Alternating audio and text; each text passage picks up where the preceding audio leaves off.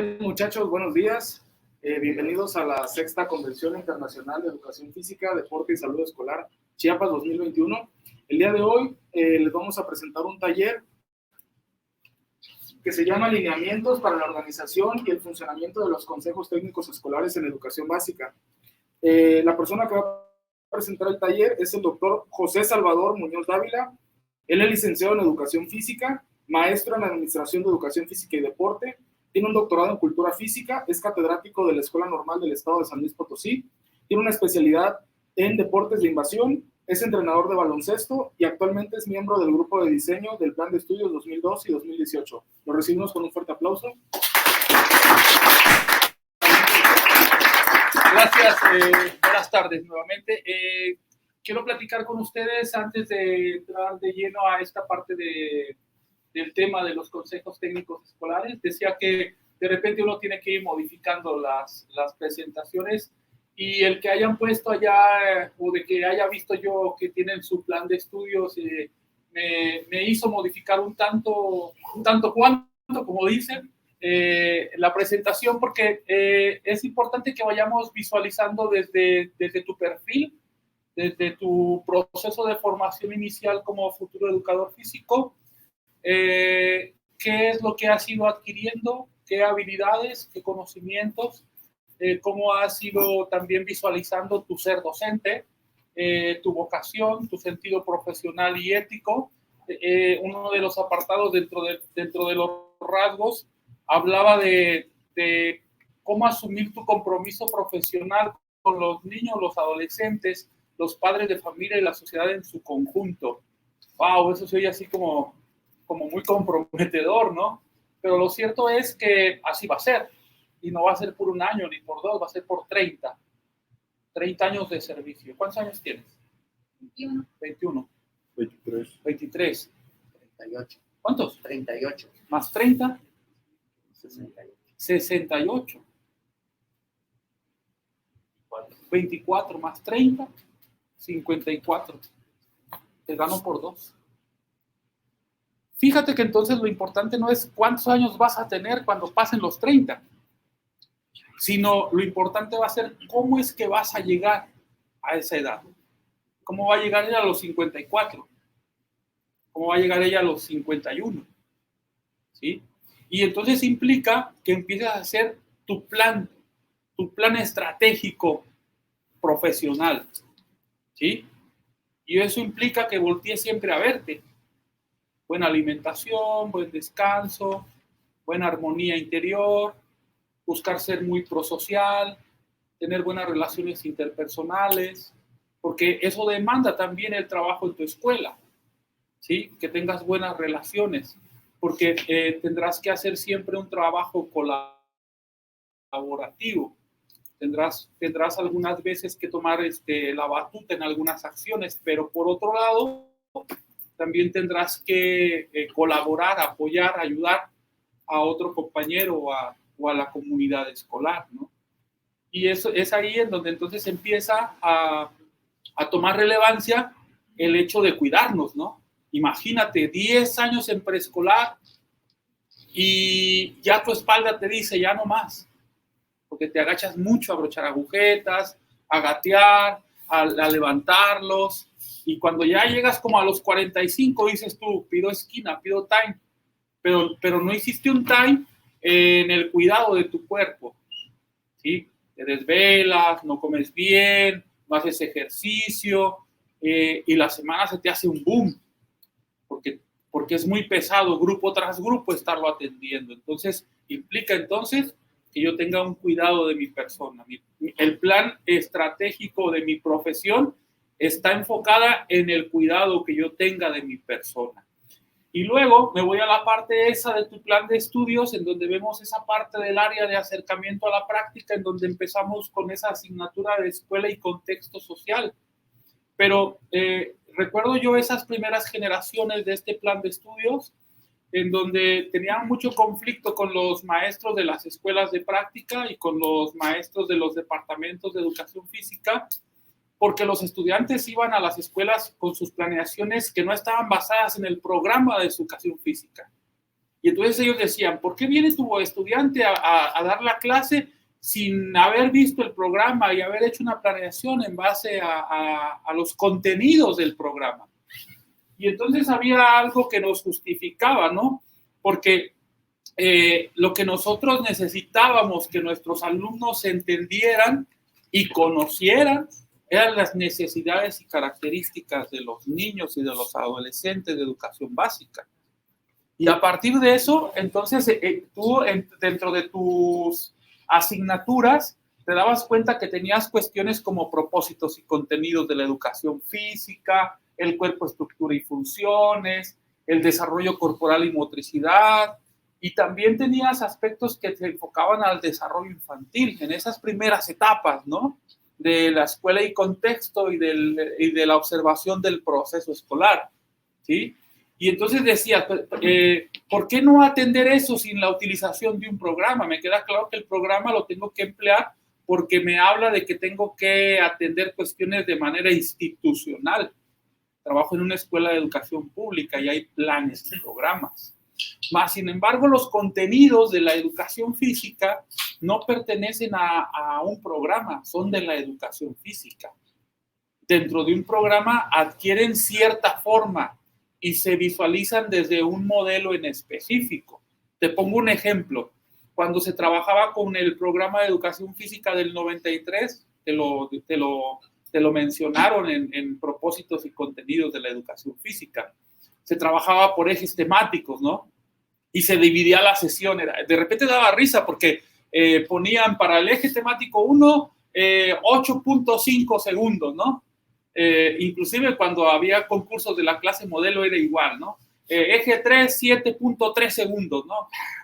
O sea, tan exacto es el conocimiento que te tienes que poner un tiempo, ¿no? Pero fíjate lo que pasaba con el eje que se enfocaba a la cuestión del cuidado de la salud, en donde hablabas de la alimentación, de la higiene, del descanso, de los efectos del ejercicio físico. El maestro paraba la clase y los sentaba. ¿Cómo están, niños? ¿Cómo se sienten? ¿Empezaron a sudar? Sí. ¿Estás cansado? ¿Desayunaste? No, no desayuné. ¿Por qué no desayunaste? Oh, no alcancé. ¿Y tú? ¿Te bañaste? ¿Cómo te sientes? ¿No estás cansado? Bueno, vámonos al salón. Se acababa la clase, ¿no? Ese era el sentido que le dábamos a esa parte tan significativa que cuando llega este plan de estudios 2002, lo visualizábamos en las líneas de reorientación. ¿Cuál era la primera? La corporeidad, ¿no? Sí, la corporeidad, en donde nos refería el plan de estudios que éramos una unidad corporal, ¿no? Un cuerpo que siente, que se mueve, que sufre, que llora, que se relaciona, que necesita, ¿no? Y que no solamente es músculo, ¿sí? Pero que también tenía que entender que a partir de reconocerse, necesitaba reconocerse desde otro cuerpo que también tenía las mismas sensaciones y las mismas necesidades, ¿no? Pero que la actuación era diferente. Y no era el hecho de buscar igualdades o comparaciones. Era el hecho de identificar lo que yo hacía a partir de lo que hacía el otro. Y entonces estaba la competencia motriz, ¿verdad? Y luego había otro elemento en donde se hablaba de la promoción y cuidado de la salud, ¿no? Porque ese cuerpo que se identifica, que siente y que además identifica lo que pasa con otro y que quiere buscar hacer las cosas igual o mejor o diferente, pues también tiene que ser cuidado. Y entonces hay que alimentarlo, hay que descansarlo, hay que ejercitarlo. Y buscábamos también tener esas formas de hacerlo, ¿no? Y entonces habrían otra línea de reorientación que se refería a la iniciación deportiva y al deporte escolar. Bueno, pues vámonos a entrarle por ahí. Vamos a ayudar al niño a que empiece a moverse, a jugar, a llevar a cabo ciertos juegos modificados, cooperativos, que empiece a conocer el deporte educativo. Pero no bastaba solo con eso. Había una línea más que estaba enfocada a qué cosa. Recuérdenla, la última. No, esas ya las mencionamos. El juego como medio didáctico de la educación física. Esa es otra de las líneas, ¿no? Y entonces decíamos, bueno, vamos a trabajar dentro de las sesiones de educación física desde la parte lúdica, ¿sí? Pero luego nos íbamos al plan de estudios y veíamos una asignatura que se llevaba a cabo en 2 semestres, desarrollo corporal y motricidad, donde veían ustedes los ámbitos de la motricidad. Y veíamos la cuestión de la ludomotricidad, en donde básicamente te enfocabas a la cuestión de los juegos, ¿no? Pero también estaba la parte del ámbito funcional, en donde veías las capacidades físicas condicionales. Es decir, que yo te digo esto para que tú te des cuenta y retomes, porque me queda claro que a ti te queda claro que la intervención del educador físico no es unilateral, sino que la puedes hacer desde diferentes ámbitos, con diferentes fines, con diferentes estrategias didácticas, bajo diferentes situaciones de enseñanza, ¿sí? Y que tendremos que pensar entonces que el juego es una herramienta como lo es el deporte, pero que no son las únicas. Porque entonces yo preguntaría, ¿yo preparo para que todos los niños en las escuelas sean deportistas? ¿Por eso trabajo el deporte? ¿O yo trabajo el juego para que todos mis niños solamente vean todo desde el juego y piensen que todo es juego? ¿O en qué momento también no empleo ni el juego ni el deporte, pero desde la base conceptual lo ayudo a que a partir de sus movimientos y de su cuerpo aprenda, conceptualice, razone, sea consciente, ¿sí?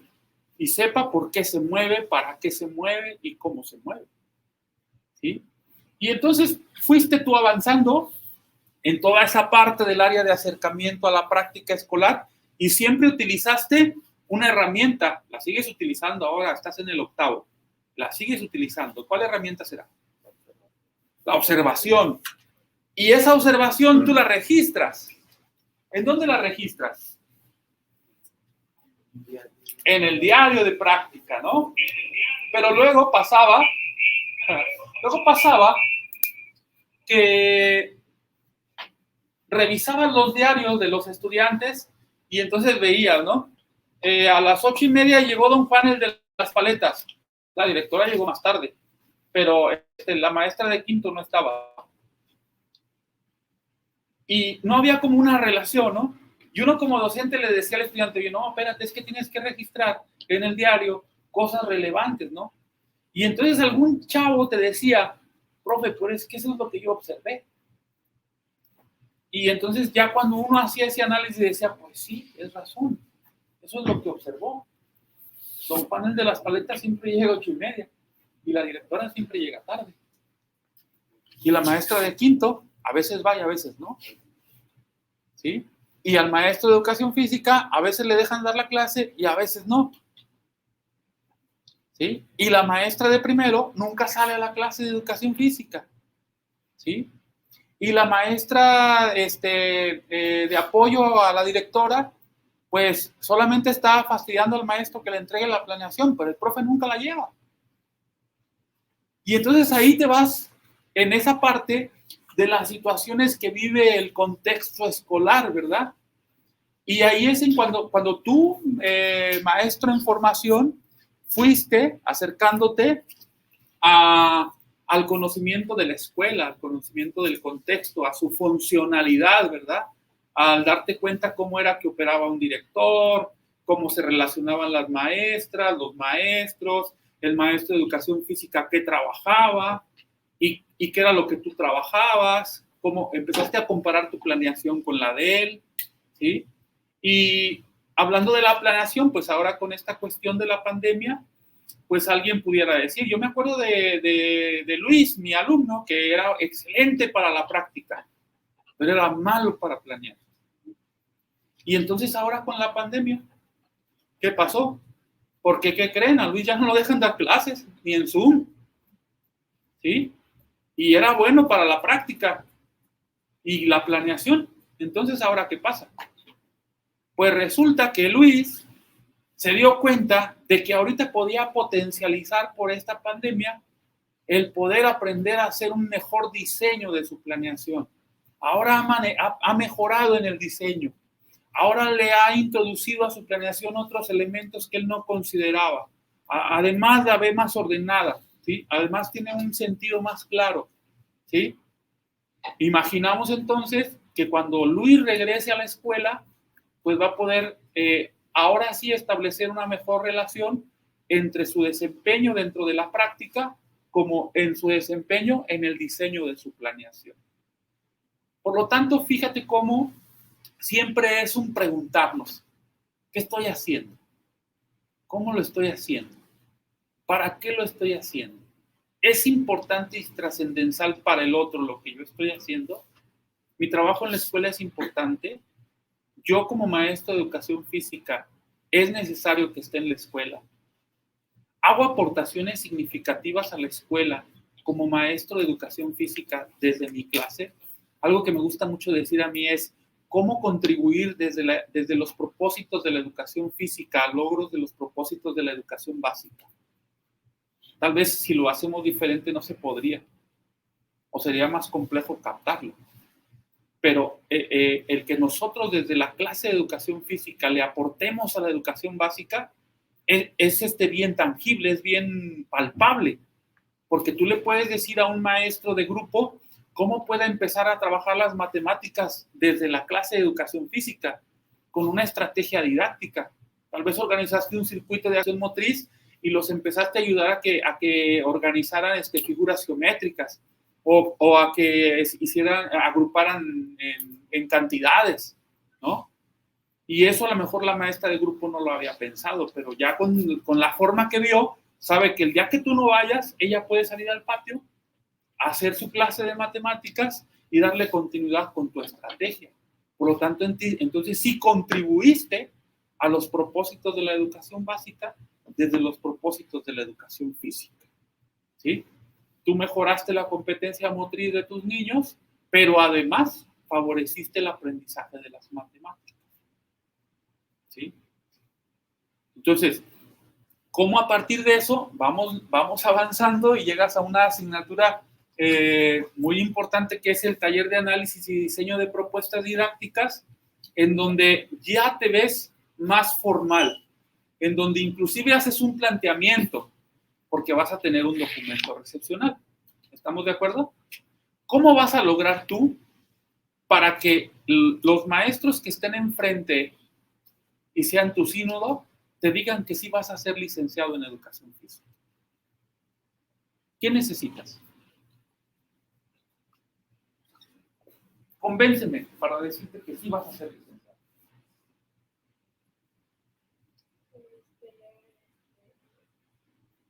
En mis objetivos y buscar una buena manera más o menos comprobada o que yo pude comprobar durante mi proceso de saber de que sí podía lograr lo que yo esperaba.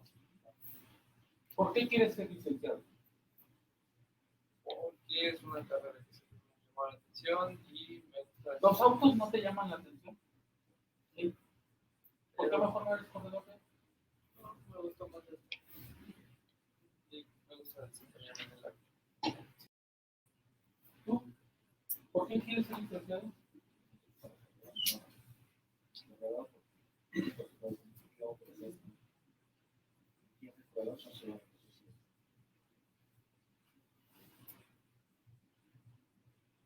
Pues son varios.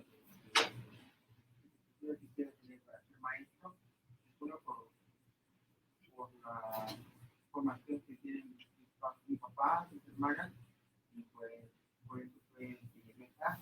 Y lo otro porque tengo... Oye, tal vez había otras cosas más interesantes, te ganó el corazón.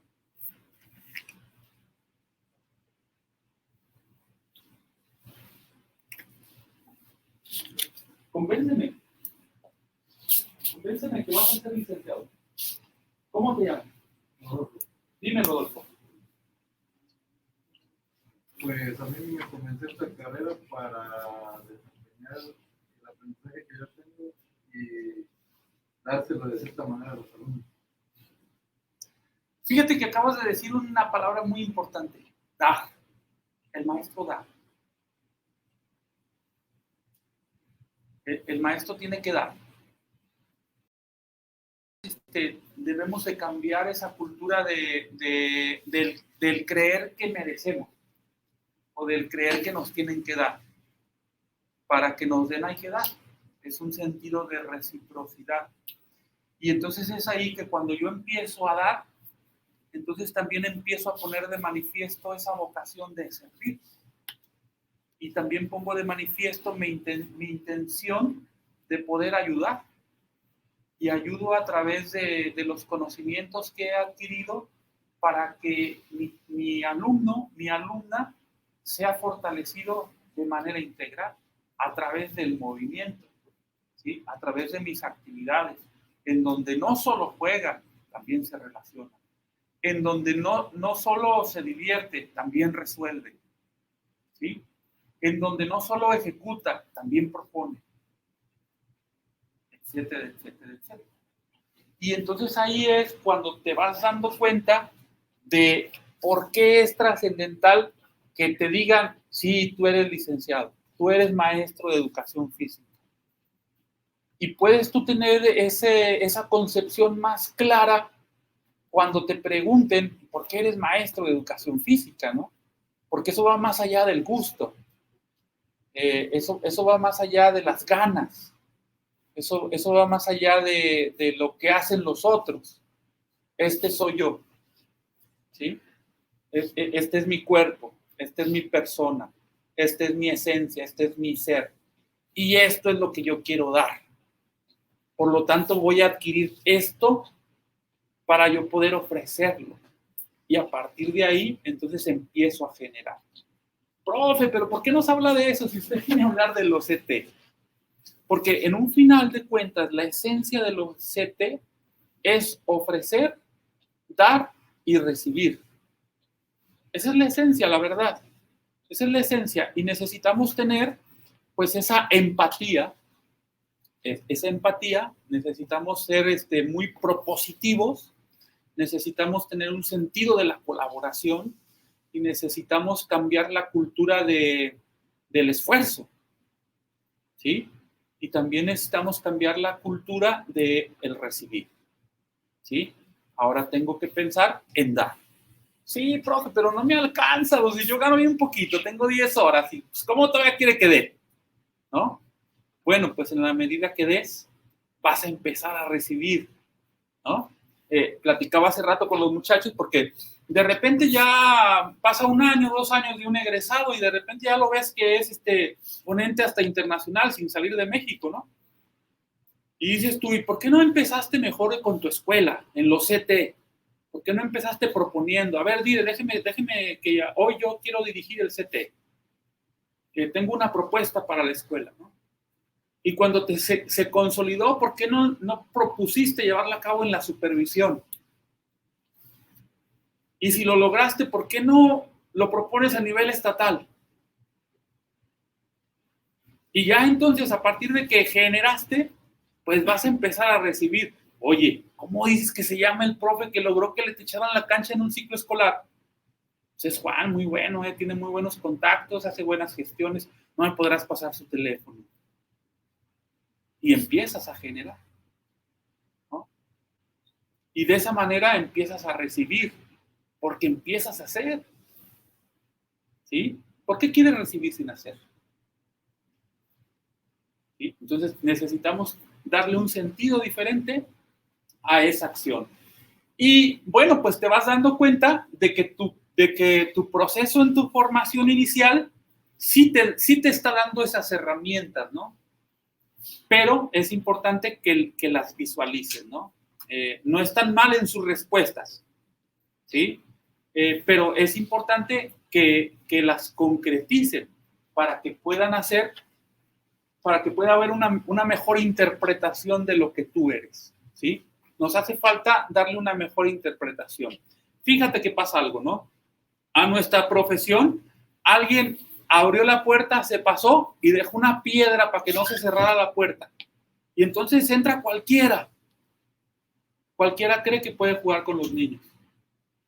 Cualquiera cree que puede entrenar a un grupo de niños fútbol. Cualquiera cree que puede poner una actividad física. Imagínate, a mí me gusta la medicina, voy a hacer un seminario de cirugía y pues bueno, voy a aprender a abrirlo, ¿verdad? Pero pues hay el que sabe que le saque, le meta lo que sea. Pues no, ¿verdad? O me gusta el derecho penal, pero ni me busques porque no creo que te saque de tu problema, ¿eh? ¿Sí? Lo mismo pasa con la educación física y con el deporte, ¿no? O sea, esto es para el especialista. Y entonces el especialista tiene que tener esos conocimientos muy abarcativos, muy disciplinares, muy educativos, para poder hacer esas propuestas desde lo educativo, desde lo formativo, ¿no? Y es ahí en donde vas a empezar a cobrar relevancia en estos consejos técnicos escolares. ¿Vale? Bueno, ¿alguna pregunta? Hasta aquí, coméntenme. ¿Alguien que me quiera hacer un comentario? Para tomar mi café. ¿No? Bueno, vámonos entonces a la primera. ¿Me ayudas? El Consejo Técnico Escolar representa una oportunidad para que el personal docente, bajo el liderazgo del director y el acompañamiento cercano del supervisor, discuta y acuerde en torno a los desafíos que le presentan los resultados que obtienen los alumnos que asisten a la escuela. Ok, ¿y entonces el director es el responsable? No. No, ¿verdad? ¿Qué es el director? El líder. ¿Sí? Pero el líder deslinda. ¿Sí?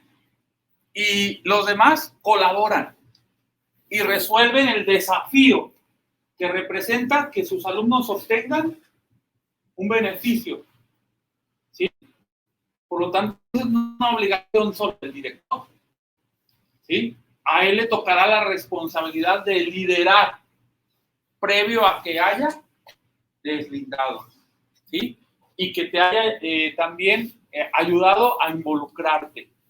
¿Sí? A que tú puedas, como maestro de educación física, tener una participación activa dentro de los consejos técnicos escolares y que en ellos tú seas un maestro propositivo. ¿Sí?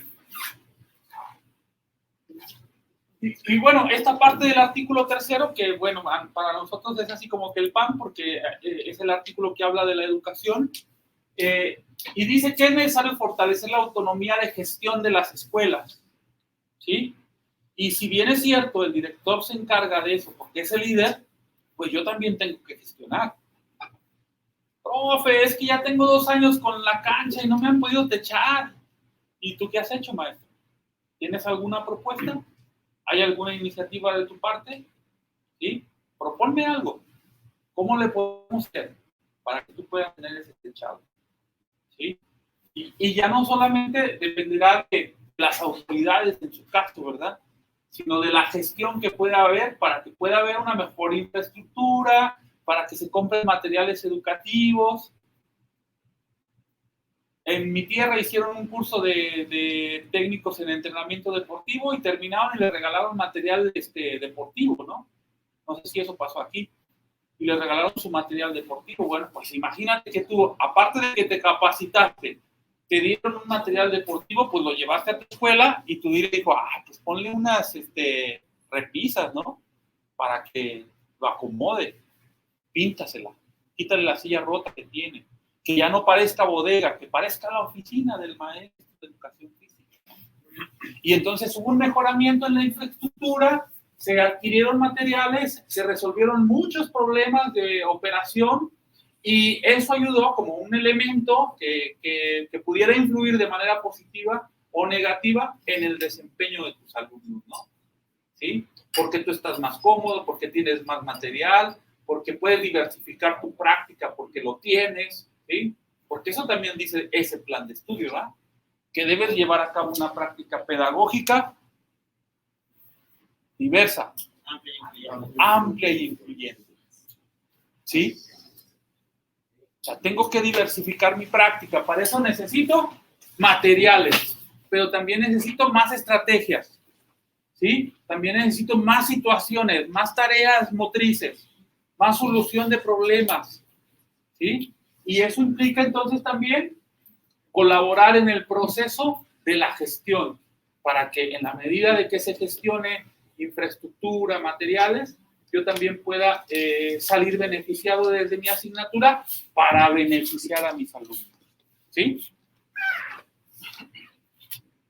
Y luego, pues hay otro apartado que está dentro de la Ley General de Educación, en el artículo 22, aquí específicamente habla de la autoridad educativa que pues estará revisando de manera pertinente esas disposiciones, así como en el 32, en donde se tomarán medidas pertinentes a establecer condiciones que permitan el ejercicio pleno del derecho a la educación de cada individuo, ¿sí? Y entonces nosotros tendríamos que estar garantizando al interior de nuestra escuela que estas situaciones se generen, ¿no? Pasa ahorita, por ejemplo, con el Consejo Técnico, que está muy enfocado a la cuestión de las emociones, porque por la situación de la pandemia, ¿no? El maestro también está cansado de estar en línea. El maestro también tuvo que invertirle a lo mejor no tenía una laptop o no tenía una computadora, tuvo que comprarla. A lo mejor no le era necesario tener un internet en su casa, tuvo que adquirir un plan. A lo mejor se enfermó, a lo mejor el alumno perdió a su papá, a lo mejor se enfermó también. Pudieron haber pasado muchas cosas con cada uno de nosotros, ¿no? Y eso habla entonces que volteemos a algo que hemos olvidado mucho, que es el sentido humano, ¿no? Y fortalecer esa empatía de la que hablábamos y que debemos de tener entre pares, ¿no? Para poder tener una mejor convivencia y para poder solucionar conflictos de mejor manera en el colectivo. ¿Me ayudas? El Estado garantizará la calidad en la educación obligatoria, de manera que los materiales y métodos educativos, la organización escolar, la infraestructura educativa y la idoneidad de los docentes y los directivos garanticen el máximo logro de aprendizaje de los educantes. Ok, vamos a hablar del supuesto, ¿eh? Yo supongo que eres maestra de primaria, supongo que eres director, supongo que eres el supervisor, supongo que eres padre de familia y supongo que tienes una obligatoriedad o una intención o que necesitas hacer una propuesta, ¿sí? Entonces, como director de tu escuela, ¿qué acciones de mejora quieres que se hagan? Mejores instalaciones, o sea, digamos que los niños sientan cómodos, que tengan sillas cómodas, un espacio amplio, pizarrones, pues digamos en buen estado, ¿no? Lo que son materiales, digamos, en el caso de educación física, libros, etcétera, ¿no? Bueno, habría que ver también el contexto, ¿verdad? Pudiéramos nosotros pedir muchas cosas, pudiéramos querer muchas cosas en nuestra escuela, pero tal vez también nuestro contexto no nos lo permite todo, pero sí nos permite las básicas, ¿sí? Sí nos permiten las que sí están cerca de ese contexto. Y es en esas en las que tendríamos que pensar, tendríamos que tener claridad en esas, porque no podemos tampoco fantasear en lo que pedimos, ¿no?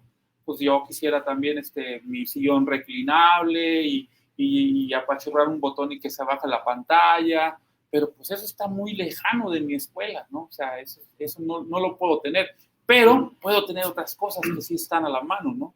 Y son en las que me tengo que enfocar y ver cómo las obtengo, ¿sí? Pero también sé que hay otras cosas que están perjudicando la funcionalidad de la escuela, ¿no? En diferentes ámbitos, ¿no? Pudiera ser que los grupos, luego se quejan las maestras o los maestros, ¿no? Es que me tocó el grupo que tenía la maestra Juanita y no, pues ya saben cómo trabaja ella. Viene bien mal en matemáticas. ¿Y qué vas a hacer, maestra? ¿Por qué te quejas? Busca una estrategia, haz un planteamiento, evalúalos, haz un diagnóstico, pero lo primero que se te ocurrió pensar es en quejarte de la maestra Juanita, ¿sí? Cuando también tienes un trabajo y tienes que buscar la forma, porque también eres un profesional en este ámbito de la educación. Y eso es algo que de alguna forma dentro de estos espacios, pues también debería cambiar, ¿no? O sea, no sé si te has dado cuenta cuando vas al doctor, ¿no? doctor, es que me duele aquí muy feo y me agacho y le voy a mandar que se haga una radiografía. Y te manda con el de siempre que él manda, ¿no? Luego ya te toma la radiografía, se la llevas y te dice, híjole, pero yo creo que se la tiene que leer bien el ortopedista. Y te manda con el que manda siempre a todos, ¿no? Total que es un recicle y es una cadena, ¿no? A nosotros no nos pasa. Oye, ¿sí me recomiendas la primaria, la Benito Juárez, la que está allá arriba de la loma? No, ahí está el maestro de educación física, que le dicen el gordo, creo. Es malísimo, no, ahí no. O sea, nosotros no nos sabemos recomendar. ¿Sí? Y debiera ser. Porque recuerdo también en aquellos CTs en donde se hacían las reuniones por supervisión, se juntaban varias escuelas, pero pues terminaba siendo más grandota la fiesta, ¿no?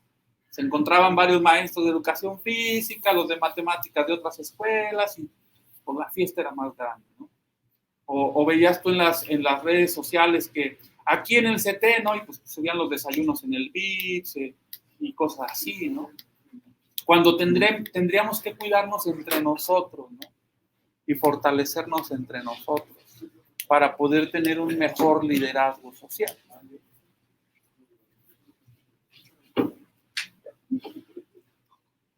Bueno, y aquí seguimos con esta parte de los fundamentos. Hablamos del tercero constitucional, del 38 de la ley orgánica, del 22 de la ley general de educación, que es importante que tú con calma los revises y los tengas presentes para cualquier situación que sea necesario que tú aclares o que fundamentes cuando hagas una propuesta dentro del CT. La primera consideración, ¿qué dice? El Consejo Técnico Escolar es la instancia en donde docentes y directivos velarán por hacer cumplir los principios del artículo 3 constitucional para garantizar un desarrollo integral de los estudiantes a través de una educación de calidad. Ok. Eso buscamos inicialmente, ¿verdad? O sea, yo trabajo en una escuela en donde se fomenta la educación de calidad. ¿Sí? Por lo tanto, mi trabajo como educador físico, ¿cuál es? ¿Cuál es?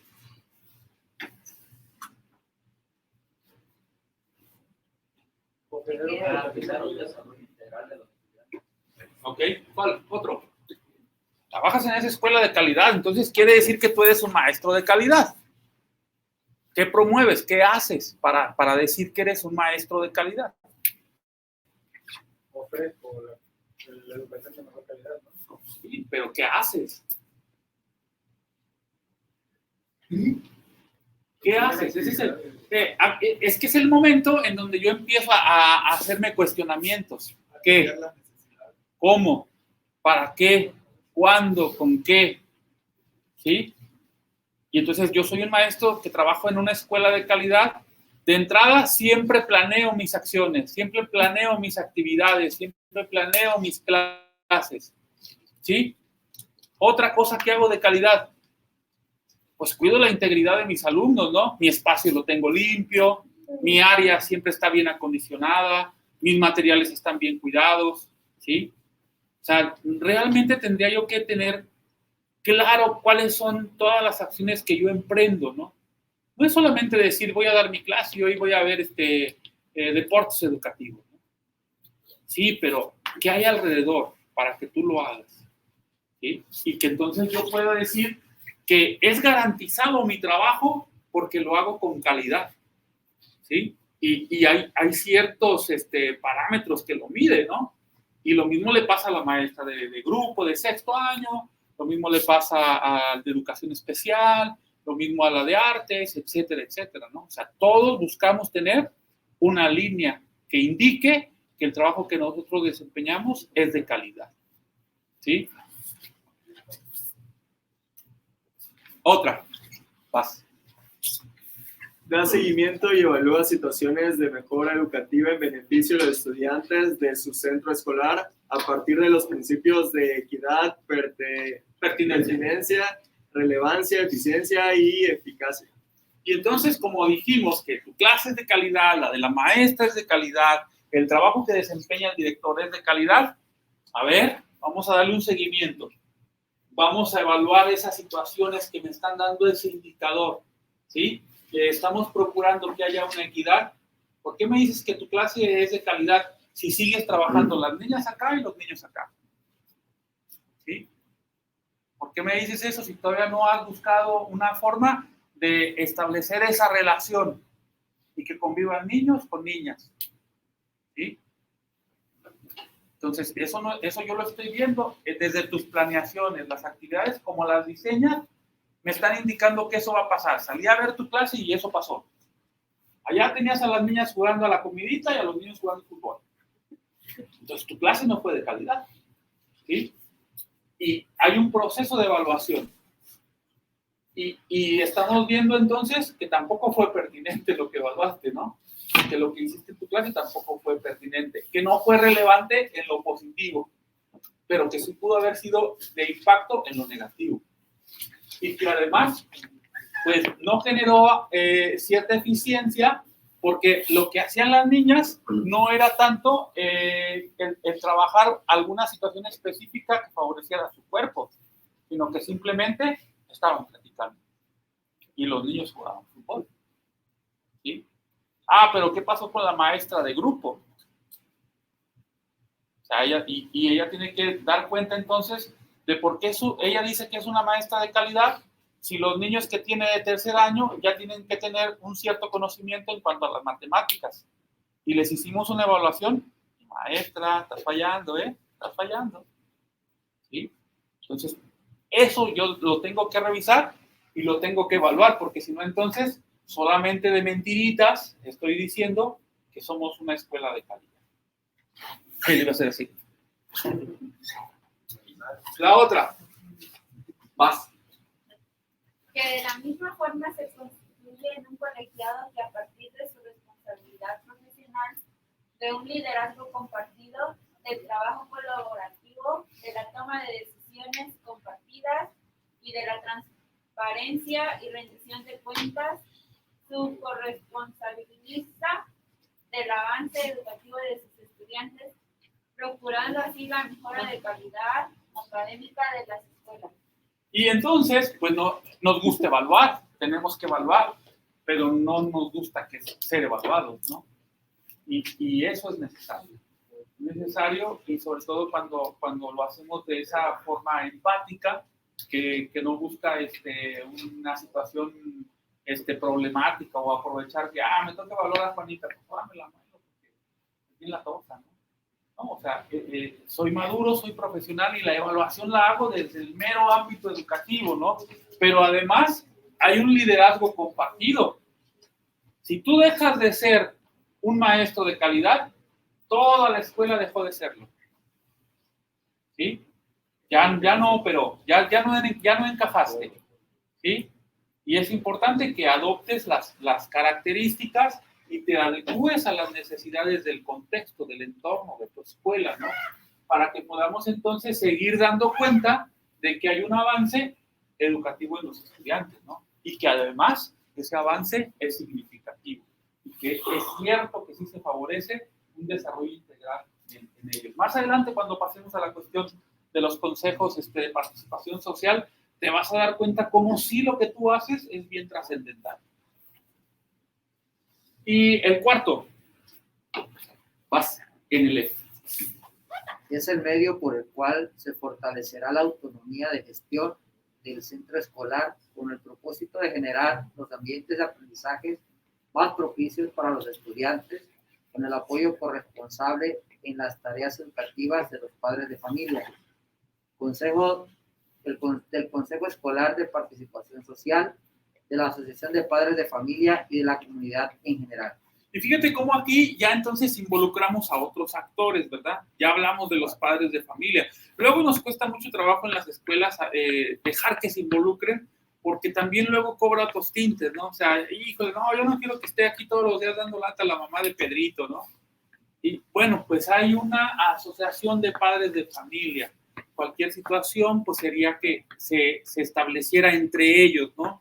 Y más que nada, esa asociación de padres de familia es para que ayude a la gestión, es para que ayude a la adquisición de aquello que se necesite gestionar, ¿no? Y hablamos de otro actor más, que es la comunidad en general, ¿no? Pues resulta que la escuela en donde él está, en la esquina hay una ferretera, venden pintura, y él gestionó que el señor le regalara 2 litros porque necesitaba hacer una señalética a la entrada. ¿Sí? Y entonces la comunidad apoyó. Pero resulta, como platicaba con su director de esta calle que pavimentaron, pues que tuvo que inclusive hacer una gestión con los vecinos, para que los vecinos también presionaran para que se hiciera la calle, ¿no? Bueno, pues él aprovechó a la comunidad y hicieron una gestión. Y salió beneficiada la escuela, pero también la comunidad, ¿sí? Y eso habla que entonces aquí se está trabajando desde la calidad educativa, ¿sí? De que ustedes tienen maestros de calidad, de que ustedes tienen un director de calidad y de que están en una escuela de calidad, ¿sí? Eso es bien trascendental y eso yo se lo aplaudo a su director y a su planta de maestros, ¿no? Hay algunos puntos, hay 3 apartados en los lineamientos, el primero que tiene que ver con las disposiciones generales, el segundo de la organización de los CTs y el último del funcionamiento de los CTs. Ok, ¿qué dice el primero? Lineamientos, apartado 1, disposiciones generales, artículo 1. El objeto de los lineamientos es establecer las características, la organización y las atribuciones generales que regirán el trabajo de los consejos técnicos escolares. ¿Qué características va a tener mi CT? Como ahorita, ¿no? Una de las características que tiene el CT es que está enfocado a la cuestión de las emociones, ¿sí?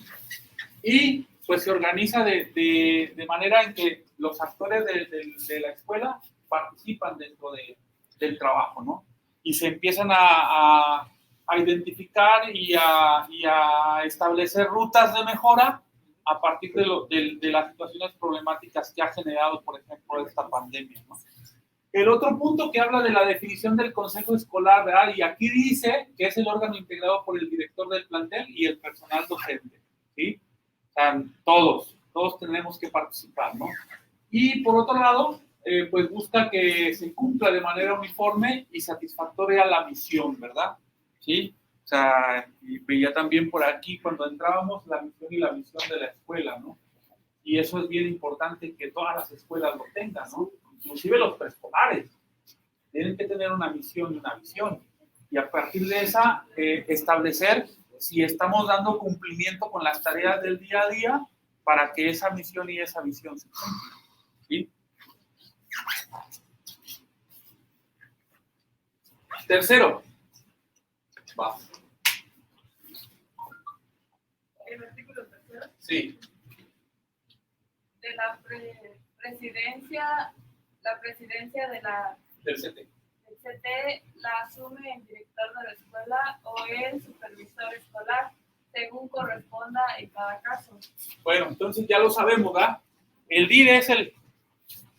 Pero tú eres corresponsable de eso, ¿sí? Tenemos un liderazgo compartido, no lo olvidemos. El cuarto habla de las participantes, ¿verdad? Directores, subdirectores, docentes frente a grupo, maestros de educación especial, de educación física, ¿sí? Todos tendremos que estar al interior del CT. Y el quinto habla de la periodicidad de las reuniones, ¿verdad?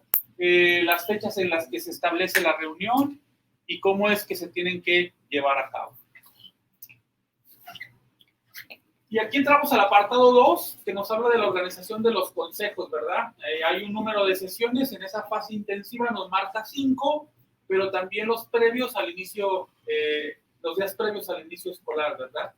Una fase ordinaria a lo largo del ciclo escolar y pues de la obligatoriedad, ¿verdad? De que se lleve a cabo en un horario escolar, ¿verdad? Es decir, que tenemos toda una mañana de trabajo para llevarlo a cabo. Y pues aquí específicamente en el 8, las decisiones que se toman en el CT van enfocadas a la mejora de la escuela en su conjunto, de las aulas, de lo que sucede al interior de cada una de las aulas y de la comunidad, ¿verdad? ¿Sí? La comunidad es bien importante porque puede ser un factor externo que ayude o que perjudique al desarrollo del aprendizaje de nuestros alumnos. Y aquí ya me voy a brincar voy a brincar para irme a lo que les decía de los consejos de participación social.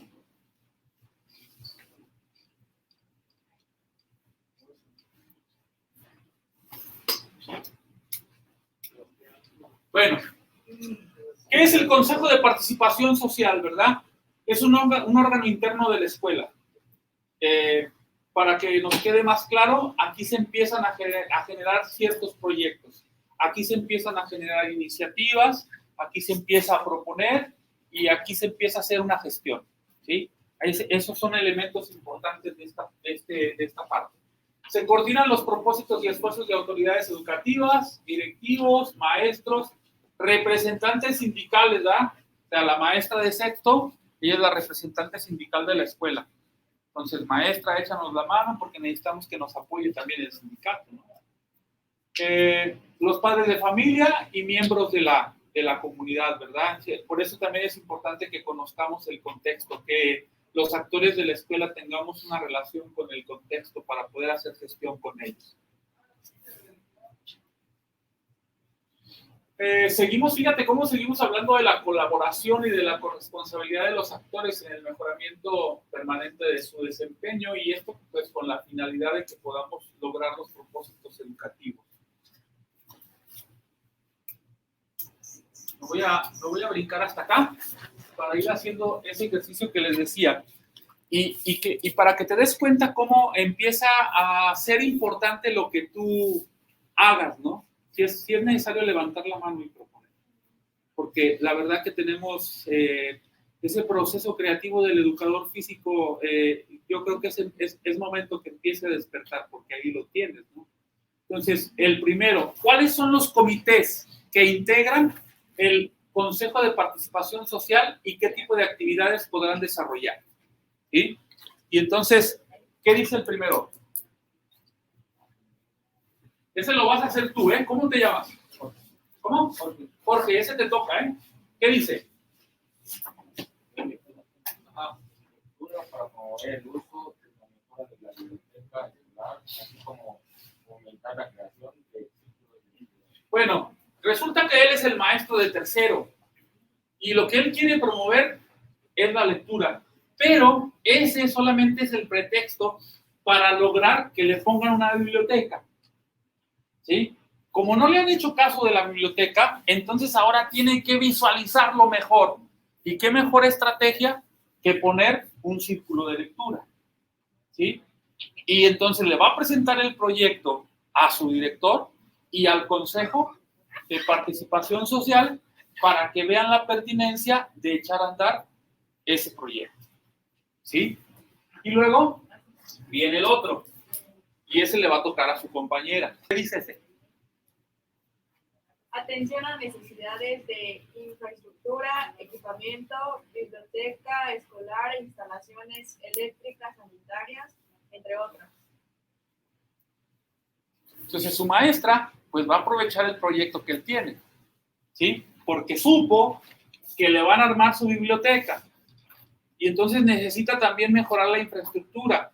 En el caso específico de los baños, entonces ella va a gestionar para que sus baños estén en mejor condiciones y que les mejoren la situación eléctrica porque no tienen luz, ¿sí? Entonces ahí ya vamos en otro comité, ¿sí? En donde tenemos otra propuesta y tenemos que seguir en la gestión. Y luego viene el tercero. Ese le va a tocar a él. ¿Qué escuela estás? ¿Qué escuela estás? ¿Cómo se llama? Hola, Servicio. Ignacio Allende. Ok, él es el maestro de educación física de la Ignacio Allende, ¿sí? ¿Por qué te interesa ese de seguridad escolar y protección civil? Para que haya la escuela y la colonia o todo lo que lo rodea tenga una buena seguridad y... Ok, ¿y qué propones? ¿Qué propones? Puede haber patrullaje, ya sea... Ok, vas a gestionar para que haya una patrulla mínimo que pase a la hora de la entrada y a la hora de la salida.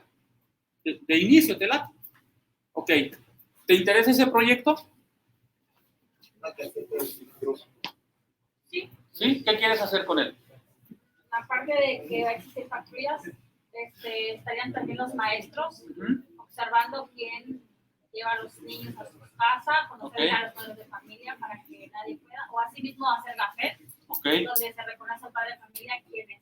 Muy bien, ya tenemos 2 propuestas. ¿Quién más está interesado? A ver. Bueno, allá donde yo estoy en una primaria, gestionaron lo que era la seguridad en el aspecto de que en las mañanas y a la hora de la salida, a la hora de entrar y de salir, siempre había un policía. Los han mandado por el mismo municipio, digamos así, ¿no? La misma presidencia era la que mandaba, en todas las escuelas, no solamente. Entonces, esa gestión para mí es muy importante, ¿no? Muy bien. Pues, literal, pues la seguridad es importante para los niños, ¿no? En el caso de protección civil, más que nada se enfoca a los señalamientos de, no sé, de algún temblor o etcétera, ¿no? Algún incendio. Claro. En caso de que pues, los niños tienen la idea del señalamiento para poder guiarse y pues moverse a lugares seguros, ¿no? Y evitar accidentes, ¿no? Exacto. ¿Sí? Entonces, en ese sentido tendríamos que tener claridad qué cuestiones de la seguridad escolar y qué aspectos de la protección civil, ¿sí? Que son 2 elementos. Y luego nos vamos al cuarto, que ese me queda claro que te interesa a ti. A ver, dime. Impulso a la activación física. Ajá, ¿qué vas a hacer? ¿Cómo la vas a impulsar? Pues con los alumnos, como les llama la atención más lo creativo. Ajá, ¿qué vas a hacer? Crear principalmente los ambientes que sean más alternativos. Entonces ya los alumnos comienzan a interesarse poco a poco. ¿Y qué vas a hacer? Plantear como no sé, como equipos escolares, ¿no? Pero que no sea competitivo. ¿A quién le interesa ese proyecto? Está bien chido, ¿eh? Impulso a la activación física. Véndeme tu idea. Y yo estoy igual, o sea, quiero uno, pero no sé qué hacer. Véndeme tu idea. ¿Cómo vas a impulsar la activación física? ¿Cómo cuáles? A ver, dime una. Como deportes, o hacer torneos durante el receso, o algo que sea llamativo para los niños. Bueno, resulta que voy a promover, y eso va a ayudar a que los papás se integren con la escuela y conozcan el trabajo de sus hijos, y voy a hacer la carrera mensual padre-hijo. ¿Sí? O voy a hacer la caminata. ¿Sí? Y entonces ya voy trabajando el impulso a la activación física, pero también estoy incluyendo a la comunidad dentro del trabajo, ¿no? Entonces tenemos que tener bien en claro qué es lo que vamos a hacer, ¿sí? Para poderlo trabajar. Y el otro, está bien padre, ¿no? Desarrollo social, cultural, recreativo y deportivo. Son 3. Ahí entraría, profe, lo que serían los proyectos que generan, por ejemplo, la cultura de la misma sociedad, ¿no? Y lo deportivo pues ya sería como ese, ¿no? Pues, digamos, pues impulsar el deporte, ¿no? Ok. Con juegos tradicionales. Ok. O sea, sí. No, tenemos los rallies ahí. Ah, bueno, voy a organizar unos rallies, ¿no? O voy a hacer unos circuitos de aventura, ¿sí? O como dice ella, voy a trabajar voy a fomentar los juegos tradicionales, ¿sí? Pero entonces voy a invitar a los papás. Podría entrar a campamentos ahí. También puedo hacer acantonamiento, campamentos, ¿sí? O inclusive puedo invitar, voy a organizar un día en donde los alumnos lleven la comida de la abuela, ¿sí? O sea, la abuelita es la que va a cocinar un guiso, ¿sí? Pero ya estoy haciendo acciones que están acercando a la comunidad, ¿no? La otra, convivencia armónica y equidad de género entre pares para desalentar las prácticas que generen violencia, ¿sí? Bueno, tal vez aquí se me ocurre que lo que voy a hacer es que voy a llevar a un especialista a que hable sobre el tema, ¿verdad? Y a lo mejor lo hago con los alumnos, también lo hago con los papás, porque a lo mejor el problema no es con los alumnos, el problema es con los papás, ¿no? Y tendríamos que estarles dando información de manera permanente, ¿no? A los papás es necesario también que se les dé esa información. Luego viene establecimientos de consumo escolar, ¿no? O sea, las cooperativas. A ver, ¿cómo está la cooperativa en tu escuela? ¿Qué venden? ¿Qué comen los niños? Además, ¿eso qué genera? Aparte de situaciones al cuerpo, pues genera mucha basura, no está bien, ¿cómo se llama? No está limpia la comida que dan. O sea, entonces, ¿qué propongo? ¿Qué es lo que quieres que se venda en el establecimiento escolar? ¿Verdad? ¿Qué quieres que consuman tus alumnos? ¿Sí? Y es importante entonces que también a los alumnos les generes unas pláticas respecto a la alimentación, qué tipo de alimentación deben de tener, platicar con los padres de familia también para que cuiden eso, etcétera, etcétera. Y por último, cuidado del ambiente, higiene de la escuela y del entorno escolar, en todos los sentidos, ¿no? ¿Sí? Entonces, esos serían los comités que integran el Consejo de Participación Social y qué tipo de actividades podrán desarrollarse, ¿sí? Y si te das cuenta, pues en cada uno y en la medida de tus necesidades y de tu contexto escolar, pues podrás empezar a generar. Pero yo creo que como maestro de educación física, desde cualquiera pudieras hacer una buena propuesta, no solamente desde el impulso de la actividad física o desde la parte del desarrollo social, recreativo, deportivo. Yo creo que desde todos los aspectos pudiéramos hacer esa colaboración. Y por último, queridos jóvenes, señoritas, me queda bien claro que la importancia que tiene el educador físico en la escuela es muy trascendental para el desarrollo de los niños y de los adolescentes. Lo único que nos hace falta es realmente ser nosotros conscientes de esa importancia. Cuando la podamos identificar, nos vamos a dar cuenta que el potencial que tiene nuestra asignatura y el potencial que tienes tú como educador físico es muy trascendental y es muy, muy importante para el desarrollo no solamente de los niños y de los adolescentes, sino de todo el contexto en donde tú te desenvuelves. Entonces, sí te invito a que sigas capacitándote como lo estás haciendo ahora, a que sigas creciendo y a que sí tengas una idea clara de por qué eres educador físico y que no dejes de tener esa pasión a pesar de que tengas 10, 15, 20, 30 años de servicio. Te felicito por estar aquí y pues muy agradecido de que me hayas estado escuchando. Maestra, gracias. Maestro, gracias. Y pues vénganse a tomar una foto.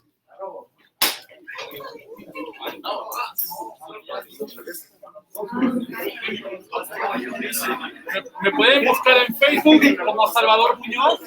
Ahí estoy a sus órdenes.